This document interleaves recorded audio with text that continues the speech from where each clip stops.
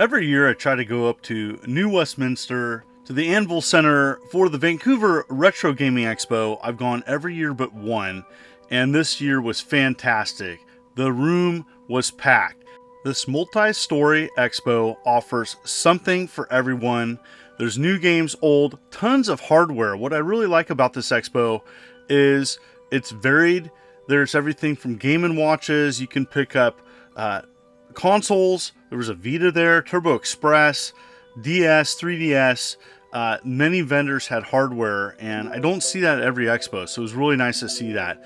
Rare games, common games, cheap games, collectible games, and I really saw a wide variety of product and consoles, and I saw a lot of people very satisfied with what they were buying and looking at.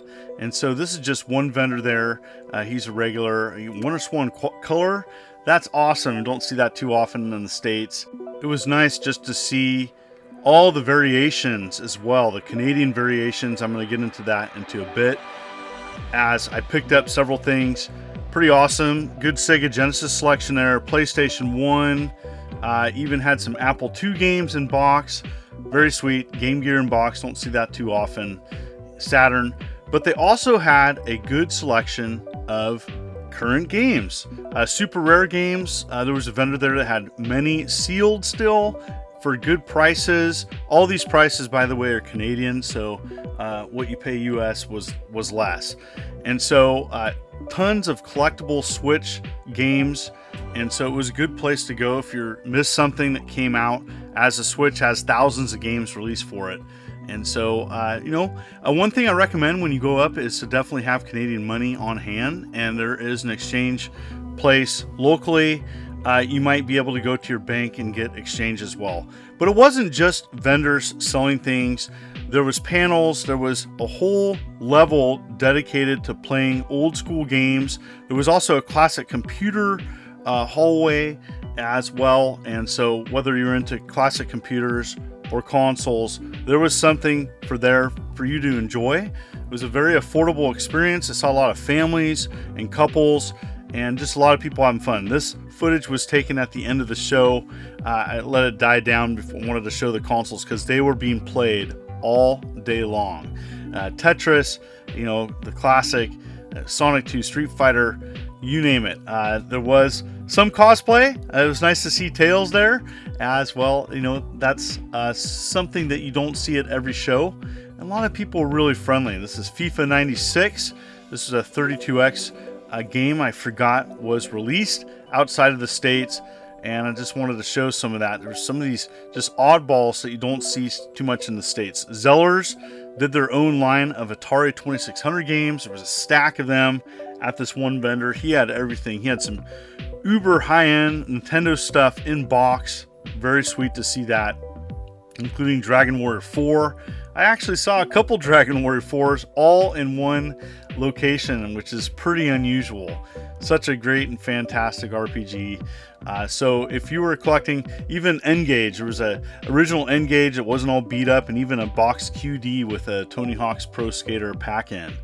Lots of NES and GameCube and PS2. Even this one vendor had a nice collectible controller setup, as I know there's people that collect Xbox and PlayStation controllers, but it was all about the game deals for me, as this table, it was by the host, and they would start out at $5 Canadian and go down to $1 at the end of the show. And there was a lot of non-sports games.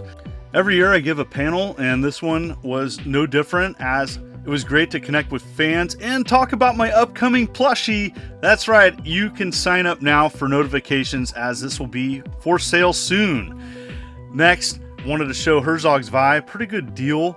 The cartridge was a little worn, but I thought that price Canadian was very fair, as it's one of my favorite games of all time. An Uber collector came up and showed this Aiden Chronicles prototype. It was great to hang out with Radical Reggie as we came up to Canada together, and I saw Johnny Millennium there, so it was awesome seeing Happy Console Gamer. Haven't seen him in years. And a huge thanks to Game Deals, who hosted the event, Brian and staff, and I went into his store. If you haven't checked out Game Deals in New West, it's amazing. everything from Jaguar, 8-bit computer, ColecoVision.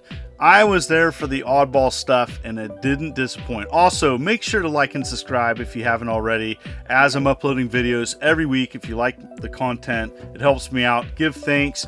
Thank you so much. Also got to connect with a few Intellivision enthusiasts from Atari Age. Thank you for the chat. And there was awesome selection of old and new, as I mentioned before, and there was something for everyone in game deals as well as at the expo. So you can go check out New West. There's some other game stores as well that I hear are pretty awesome. I haven't visited them in a while. So going back to game deals, I was looking around just seeing so much great product. All right, now my pickups. Thank you to Mark, who hooked me up with some Canadian snacks. Love the cheesies, Wonder Bar, and Coffee Crisp. And so game deals, I got these for $1, as there are Canadian variations, I do believe.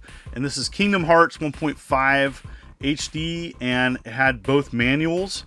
And so that was kind of sweet to see that, as that's typical up in Canada, offering a French and English manual. So yes, nice to see that. Soul Calibur 4 and Final Fantasy 13, I do believe, with the multi-language, the dual language on the back variations. So awesome.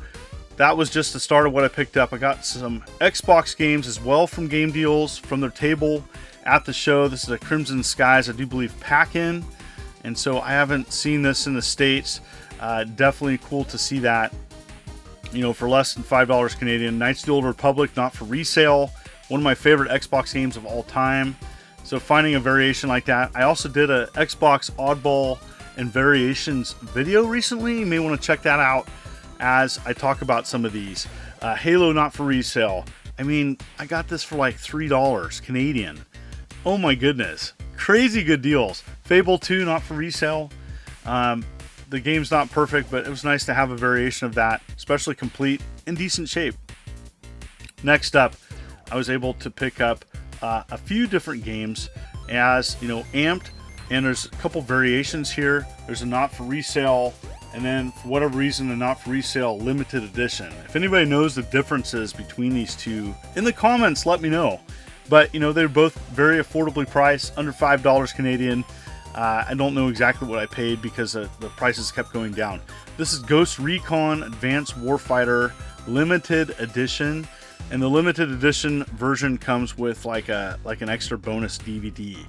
So I had that game. I didn't have that limited special edition version. Same table, great deals. I did pick up some chip tunes on audio cassette. Yeah, there was a vendor there, a musician, and he was offering lots of different games as well as some soundtracks and albums. So I had to pick one up. I'm going to check it out and maybe put it on when I'm assembling some homebrews later.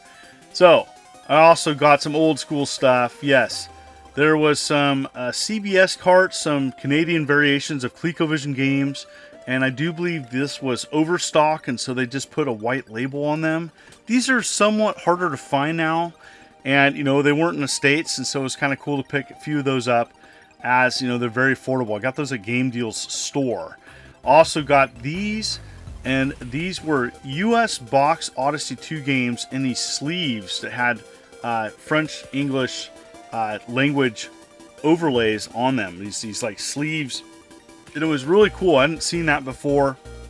I have these games, but it's nice to pick up these variations as it's something unique to collect. And they were pretty affordable. I think it was less than $10 each Canadian. So when you open the baseball up, it was kind of cool. And half the reason I got it, it had its own unique label.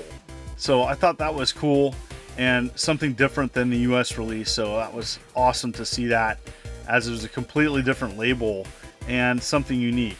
They also had these Odyssey 2 games, again, in I do believe like the overseas hard cases, and they weren't packaged that way in the States. And even Casey Munchkin, really cool to see that. And so it was a video pack version, but it had that insert and it made it worth checking out. All these under $10 Canadian. So it's something you don't see too often, especially the cases were in pretty good shape. They weren't completely beat up. I want to thank everybody for watching this video. If you like what you see, consider hitting that like and subscribe button and clicking the bell as I'm uploading videos every week. You folks are wonderful and beautiful. This is Immortal John Hancock, and you take care.